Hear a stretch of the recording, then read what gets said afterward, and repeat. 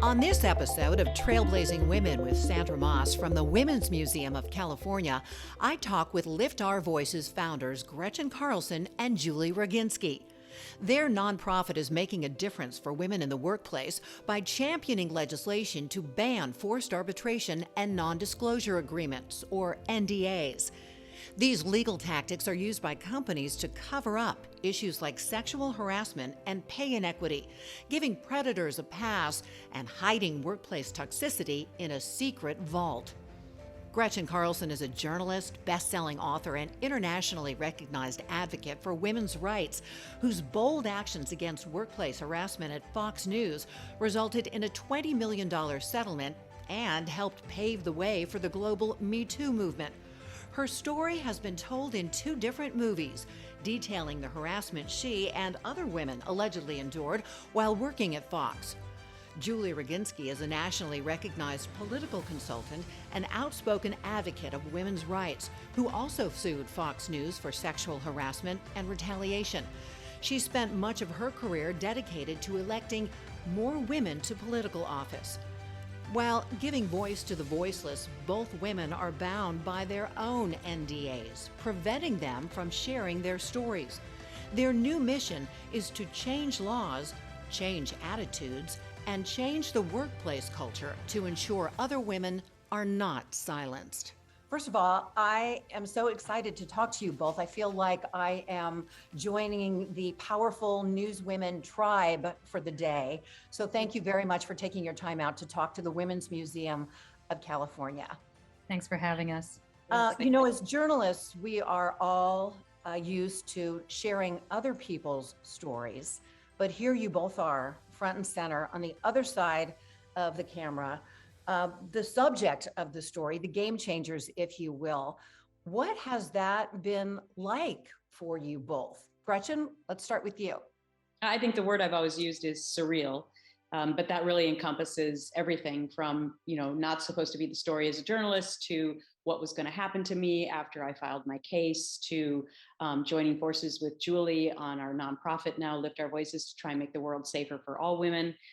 It's really just been a surreal experience of something new every single day, with, I think, the one constant being that I've always attacked things with a lot of hard work and perseverance. And so we're moving now into this direction of whatever our life passion is, to change the world. And Julie, what about you? How has your life changed being on the other side of the camera? Well, first and foremost, I think 5 years ago, I never would have anticipated that this is the direction my life would have taken. I think a lot of women have gone through, and regardless of the field that they're in, have gone through what Gretchen and I have gone through. So many women have reached out to us over the last 5 years to share their stories with us. And so to me, it feels very empowering to be able to do something about it, to stop this trajectory for other people, to ensure that nobody else has to go through what we went through. And as Gretchen and I always say, we have children of our own, to make sure that they don't ever go through what we went through, and also to teach our young boys, both she and I are mothers of sons, that they have to do better for their generation than others did in the past. And so to me, it's a question of just making sure that we empower as many people as possible to stand up for themselves and to understand that they don't have to go through what generations of women have gone through in the past. And Lift Our Voices has been devoted to stopping companies from using NDAs and forced arbitration to cover up incidents of discrimination and harassment in the workplace.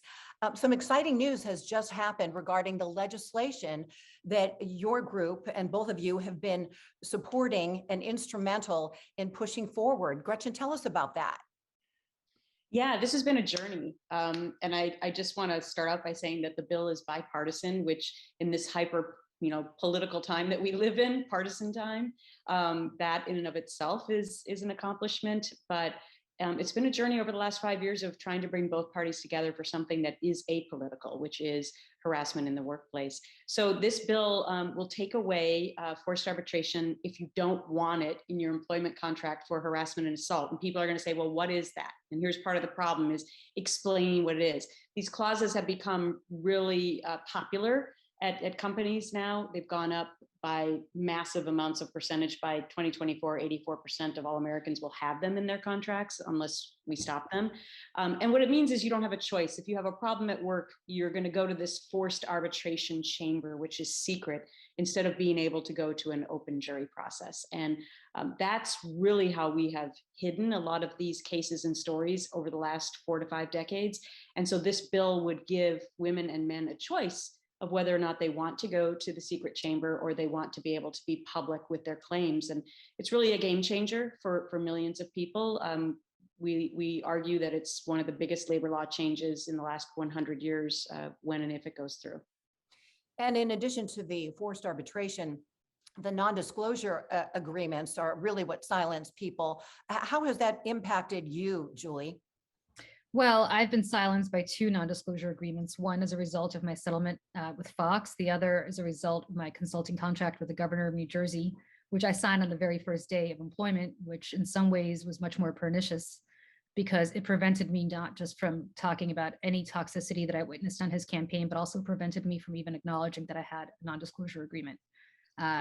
His attorneys prevented me or tried to prevent me from testifying on behalf of a sexual assault victim and trying to help her by saying that I had an NDA that would prevent me from helping her.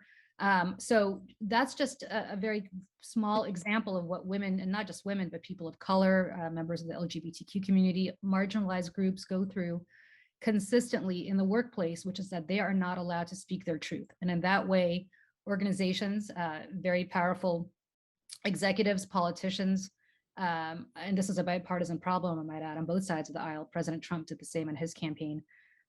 This is how they protect predators in their midst, by preventing women and others from speaking truth to power and coming forward. I've always said that if you haven't done anything wrong, why in the world would you prevent anybody from discussing what's going on at work?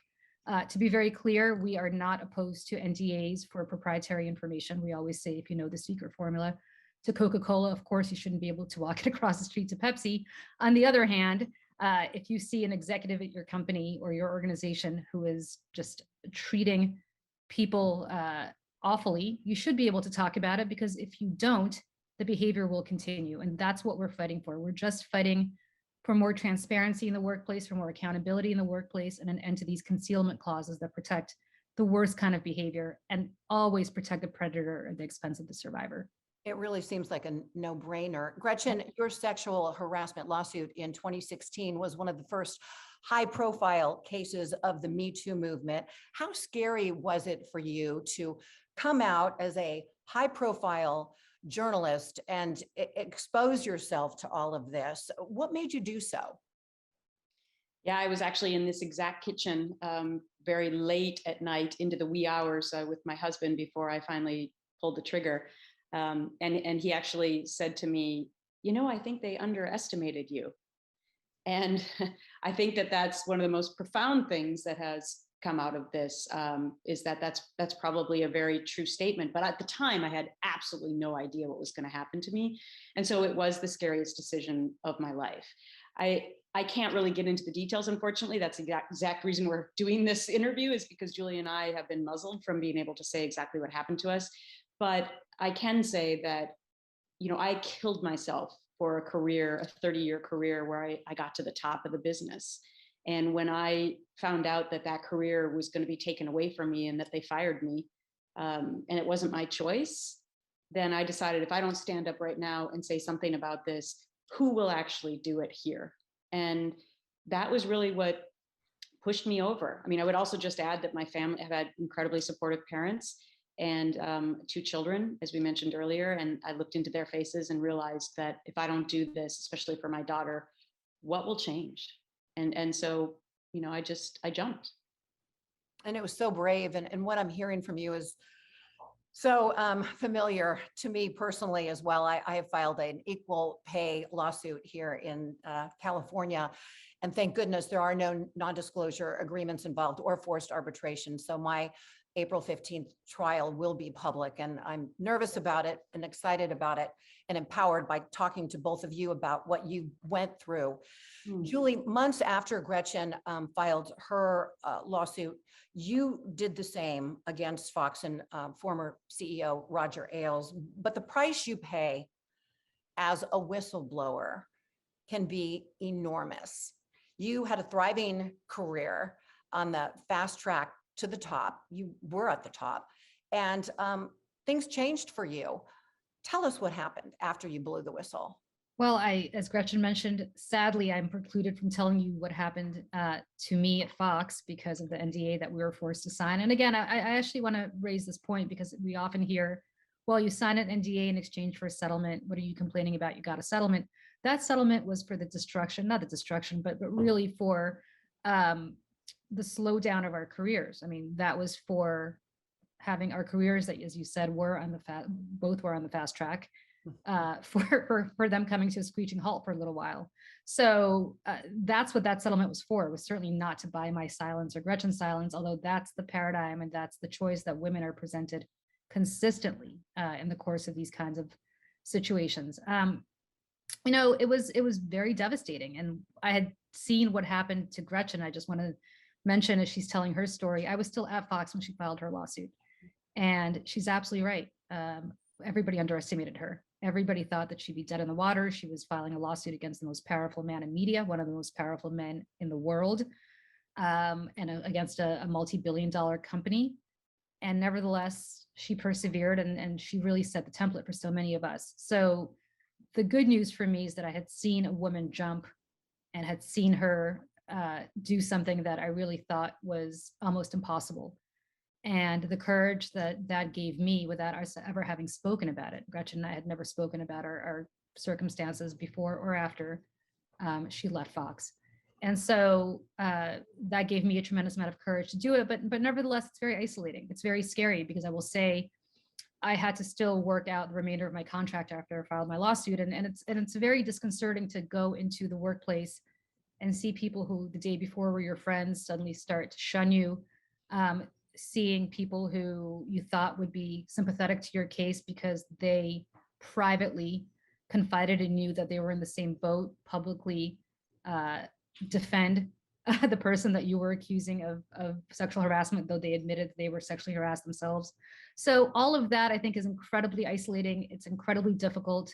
It's something that when you read the stories about this, doesn't really come across because people focus on the underlying offense, but they don't really focus on the long-term effects of these kinds of issues. And I think that's something that we have to look at as the next step of the Metoo movement, the ramifications of what happens to women after they say no more, and the retaliation that takes place and the isolation that takes place and the career destruction that takes place, not just in your current job, but long-term. Something we really need to address. Julie mentioned the word courage. Gretchen, I think I recall you saying courage is contagious. And that really is the point of Lift Our Voices. It's to not be silent, to use your voice and to help and encourage other women to speak out and speak up, right? Exactly, because what we've seen in this movement over the last 5 years is the way that we solve this is, of course, to get rid of these concealment clauses that we're talking about, but also to encourage people to talk about it. When you get rid of arbitration and you get rid of NDAs, that allows people to be free to say what's happening to them. But it also gives companies an opportunity to be introspective and to really get on the right side of history, as we like to say. You know, we're in an employee market right now. Employees have so much more choice about where they want to work. And we, say to companies, wouldn't it be great if you just became more transparent, now, instead of waiting for us to force you to do it through legislation? Because we're not going to give up. We're going to keep going at it. And so talking about it is the way that you resolve this and move past it. And so that's why we encourage women to try not to sign an NDA if at all possible, so that they can own their own voice.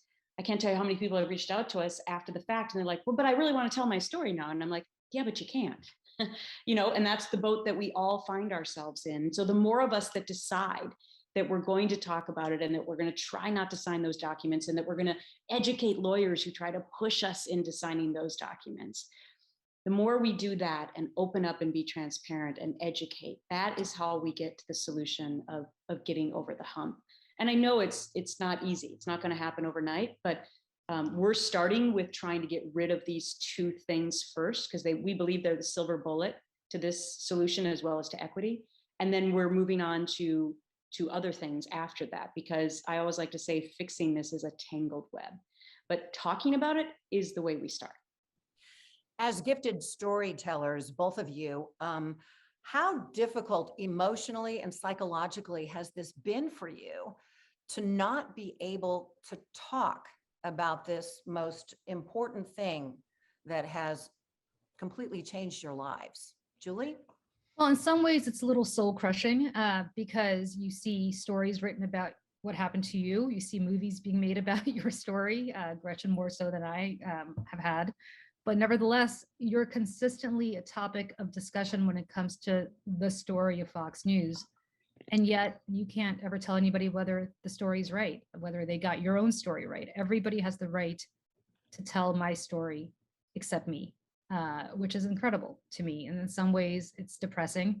In other ways, it really empowered me to make change. I think if I weren't so angry, upset, disgusted with with the status quo, would not have motivated me to do what we're doing at Lift Our Voices, which is to ensure that nobody else will ever have to go through this. You know, I think Gretchen and I in some ways are very similar in the sense we could have just taken our marbles and gone home and figured out what to do next.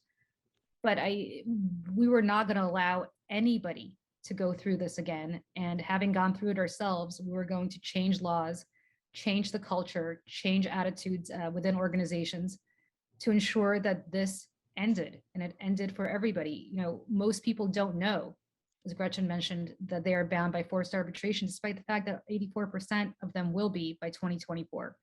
A third of our country is bound by NDAs. They don't know, these people in the workforce, that when they're signing a non-disclosure agreement, it's not just about proprietary trade secrets, it's potentially about everything they've ever witnessed in the workplace.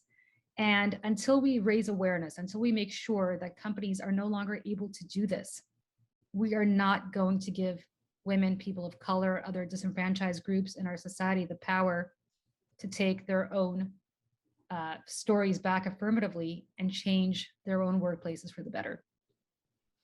Gretchen, from the loudest voice to bombshell, your story has been told by others, but because of the NDA, of course, you could not participate in that, but you have heard from at least one prominent actress, probably the biggest compliment anybody could hear. Tell us about that. Oh, thank you. Yes, Naomi Watts portrayed me and what happened to me in The Loudest Voice, which was the miniseries done about the story at Fox. And of course, I couldn't talk to her beforehand or give her any information, but I know how much hard work she put into trying to be me without having the ability to actually talk to me about it. And so when I finally met her on the red carpet, when this miniseries was premiering, it was this, synergy that was like we almost didn't have to say anything to each other, because I felt like she knew me so well, because she had studied my life so well, my mannerisms, the way I speak, the way I'm moving my hands right now, the way I laugh, the way I raise my eyebrows, and most importantly, the pain and agony I had gone through to get to the point of where I finally filed the lawsuit. And so it was a really wonderful moment. And she wrote this amazing Instagram post to me talking about my bravery when the miniseries came out and how I helped to change the world. And so it's just a friendship that we developed, and I'm forever grateful that somebody of her caliber would even want to take on a role like this. Not to mention her best friend, Nicole Kidman, portrayed me in Bombshell. And they're both Australian. I mean, what are the chances? So, the idea that these high caliber actresses, I always like to look at the silver lining, even though I couldn't participate. The idea you got these amazing actresses to want to portray my story is great. And these movies and miniseries helped people, even if it just helped one person get the courage to come forward, then that was worth it. And also, just to put it in perspective, there's no way that Hollywood would have done a miniseries or a movie about sexual harassment in the workplace before 5 years ago. No way. So those were all victories in my mind. And even though Julie and I can't actually tell you what happened to us back in 2012, for example, we have to look at the positive of it while we still try to change the world for everyone else. You know, the TV news industry and Hollywood, they're ripe for sexism, ageism, discrimination, pay inequality. But the fact is, no industry is immune from this, right, Julie? I mean, sexual harassment is an epidemic everywhere. Oh, it's an epidemic everywhere. And it's not just sexual harassment. It's before you are sexually harassed or sexually assaulted, you are probably subjected to misogyny of just the random daily kind. The way that we treat women versus the way we treat men in the workforce, regardless of where in the workforce you are, is so subliminally sexist in many ways that you almost encounter that from the very first day that you work as a young professional, even before you're harassed, if you're ever harassed. And most women, I would say, don't even know, at least in my generation, didn't even realize that they may have been harassed, because it's taken as such a daily event in your life that until you really have a moment to sit back and say, oh my goodness, this actually happened to me, you don't automatically even realize, I think, oftentimes that you are being harassed or discriminated against. And so I think that's something very important for people to bear in mind, that you don't just wake up one day as a executive and start sexually harassing a woman. There's probably years, if not decades, of treating women as a lesser than human being. And so as a result, it's just one step away from sexually harassing her, because she's not your equal, even if she is professionally your equal. And that's something I think for people to bear in mind. We have a whole culture, and Gretchen and I say this often, that we're doing this for our boys. We have to do a much better job at a much younger age of making sure that our boys understand the warning signs so that they don't grow up to do this in the way that sadly too many men in the workplace have done. And speaking of boys, you know, the Bill O'Reillys, the Bill Cosbys, the Matt Lauers of the world, they get all of the attention in these sexual harassment cases. Yet the women, you don't hear much about the women whose lives have been destroyed because of them. And that's kind of what Lift Our Voices is all about as well, right? Empowering women. It's such a great point, because I would just add to that also the media immediately starts to rehab those Bill O'Reillys of the world, the Matt Lauers and the Bill Cosbys. The next question after these horrific stories come out is, oh, when will they return to their jobs, right? Nobody talks about, well, what about the women who did nothing wrong except having the courage to come forward? They never returned to their jobs. And that really was one of the main reasons why we got so involved in this work, was we had talked to thousands of women who were not only, pushed out of their current job because they came forward, but they were pushed out of their professional careers for forever. And that is just not acceptable to us. And by the way, every single study shows you that when you retain women and people of color in your workforce, you increase your bottom line. And so companies should be aware of this. And that's why we're trying to educate companies along the way as well, how onerous these clauses are in pushing out the very people that they want to retain. So yes, we want to put the attention back on these brave women who have had the courage to come forward, while at the same time encouraging companies to change their policies so that they don't push these people out and continue to protect the predator.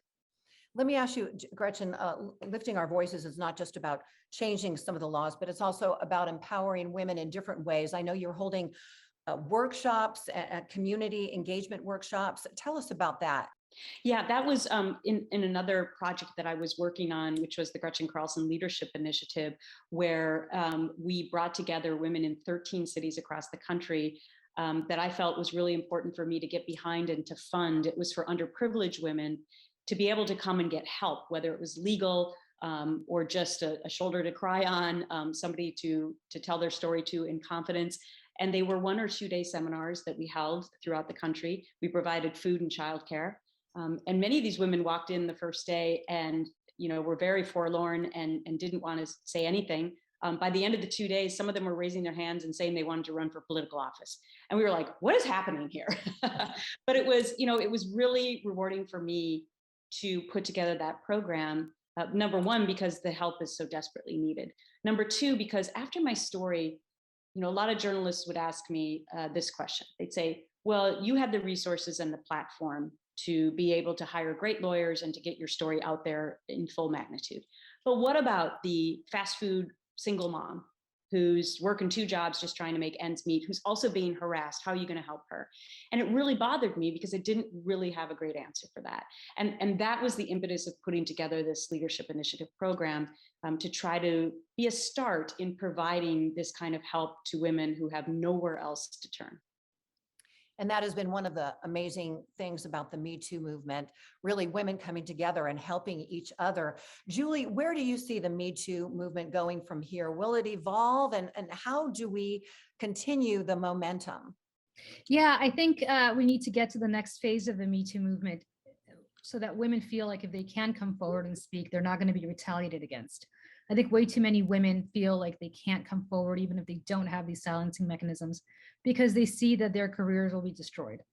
And the thing that Gretchen and I always say as part of Lift Our Voices is we want to change the entire paradigm. It's not enough to hold predators accountable in the law. And in fact, if we had our way, you wouldn't have to sue anybody for any kind of toxic workplace experience, because there'd be an independent investigation. And instead of you getting penalized, you being pushed out of your job with a settlement maybe, but having to leave your job, it's the person who did something wrong who would lose his job. And that's really what we need to start thinking about. Way too many women, both inside Fox and out of Fox, have come to me and said, I really wish I could have done what you did, but I'm the sole breadwinner and I need a career and I need my job. And the reality is they should be able to keep their job. They should be able to come forward with that fear of retaliation. They should be able to speak up and say, so-and-so did something awful to me. And if their cases, if their claims are substantiated, they should just keep working. It's the other person who should lose his job. And that really is the next phase of the Me Too movement. We need to have accountability, and we need to make sure that when people come forward, they face no retaliation for doing the right thing. So back to the legislation and the instrumental change that it could make. The bill, what happens if it is passed that would curtail NDAs in the workplace and forced arbitration? And if it does pass, will both of you be able to finally tell your stories? No. And the bill is only about forced arbitration, and it's only about getting rid of it if you choose, if you're being harassed or assaulted in the workplace. So it's very narrow in scope, because this is as far as we can go to get both parties to come together on this issue right now, but then we'll come back for another bite at the apple. We are trying to tackle the NDA issue at the state level and trying to change state laws there. So without getting into too many complicated in the weeds discussions about legislation, we have to do the arbitration at the federal level, because there's a Federal Arbitration Act, which we're trying to amend.